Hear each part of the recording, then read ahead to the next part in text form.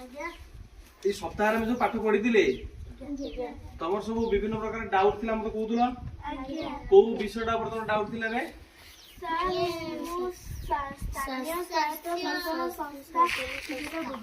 এই বুঝি পার নথিলা নো কি আউ কো কোনে বুঝি পার নথিলা সে বিষয়টা এতি জনা আউ ঠিক আছে মু বর্তমান তমু সে বিষয়ে কিছিটা क्वेश्चन পচারিবি ହେଲା ତମ ସବୁ ଉତ୍ତର ଦବ ଯାହାକୁ ଯୋଟା ନ ଆସିବ ମୁଁ ସେଇ ଟପିକଟା ତମକୁ ବୁଝେଇ ଦେବି ତମେ ସମସ୍ତେ ଗ୍ରାମ ପଞ୍ଚାୟତ ଜାଣିଛ ଜାଣିଛ ସହରାଞ୍ଚଳ ଶାସନ ବ୍ୟବସ୍ଥା ବିଷୟରେ ଜାଣିଛ ତୁମ ପଢା ହେଇଥିଲା ଜାଣିଛ କିନ୍ତୁ କିଛି ପିଲା ମାନେ ବୁଝି ପାରନ ଆମ ସ୍ୱାୟତ୍ତ ଶାସନ ସଂସ୍ଥାକୁ କେତେ ଭାଗରେ ବିଭକ୍ତ କରିଥିଲେ କି ରେ ତିନି ଭାଗରେ କଣ କଣ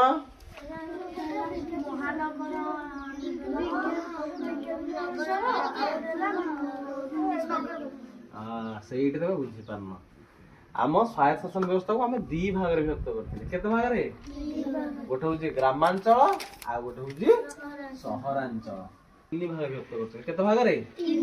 କଣ କଣ ଗୋଟେ ହଉଛି ଗ୍ରାମ ପଞ୍ଚାୟତ ଗୋଟେ ହଉଛି ପଞ୍ଚାୟତ ସମିତି ଆଉ ଗୋଟେ ହଉଛି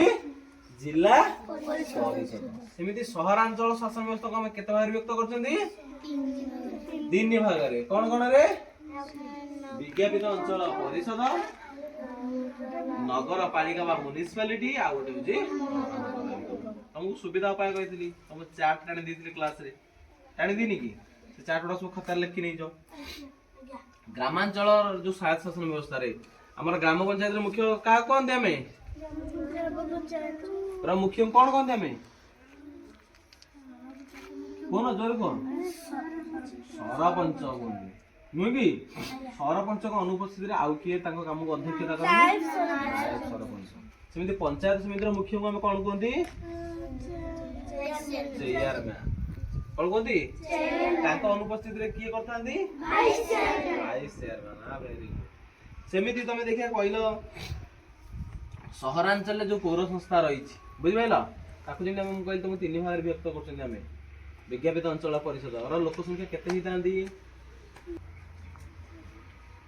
केते 10,000 रु अधिक लोक आउ नगरपालिकार लोक संख्या 1 लाख रु अधिक लोक आ समिति महानगर निगम लोक संख्या 10 लाख रु अधिक होइतले